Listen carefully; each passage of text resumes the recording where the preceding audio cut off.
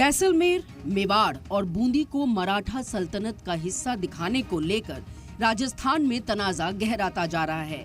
NCERT की 8वीं की सोशल साइंस की किताब को लेकर अब राजस्थान के 4 बड़े साबिक शाही खानदानों और बीजेपी के कई एमपी ने मोर्चा खोल दिया है।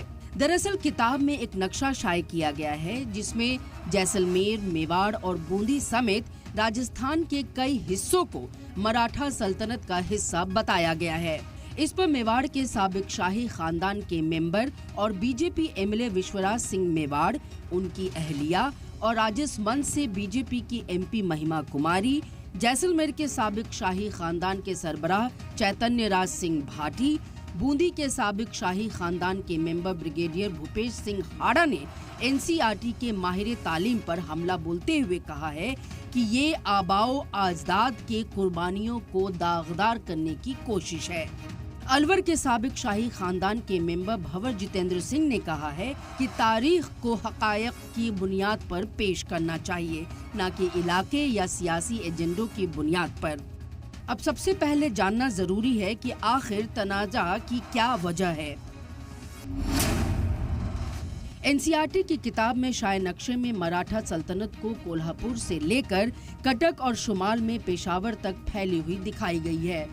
इसमें जैसलमेर, मेवाड़, बूंदी, पंजाब समेत हिंदुस्तान के बड़े हिस्सों को मराठा राज के तहत दिखाया गया है।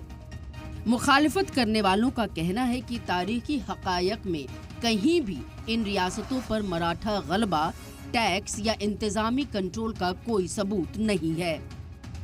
बीजेपी एमपी महिमा कुमारी और एमएलए विश्वराज सिंह दोनों ने एक जैसा ट्वीट कर कहा, पहले अंग्रेजी हुकूमत के तहत गलत तरीके से पेश किया गया, अब मराठों के तहत बताया जा रहा है।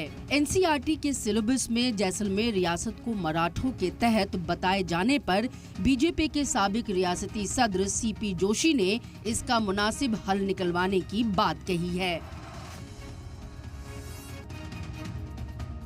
ये मैं जरूर कह सकता हूँ कि गौरवशाली इतिहास और गौरव गाथाएं पिछले 10-11 वर्षों में नरेंद्र मोदी जी के नेतृत्व वाली सरकार में हमारे बच्चों ने पढ़ना शुरू किया। कोई ज़माना था तब अकबर महान पढ़ाया जाता था, लेकिन आज पहली बार महाराणा प्रताप महान, महाराजा सूरजमल की गाथाएं और हमारे वीर महापुरुषों की गाथाएं।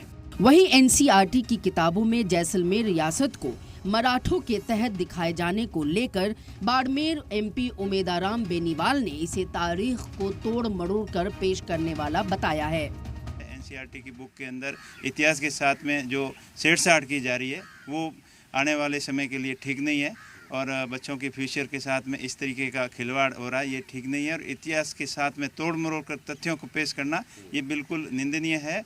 और मैं मांग करूंगा शिक्षा मंत्री जी धर्मेंद्र प्रधान जी से कि इसको तुरंत संज्ञान में लेकर इसको उस कोर्स में से हटाएं।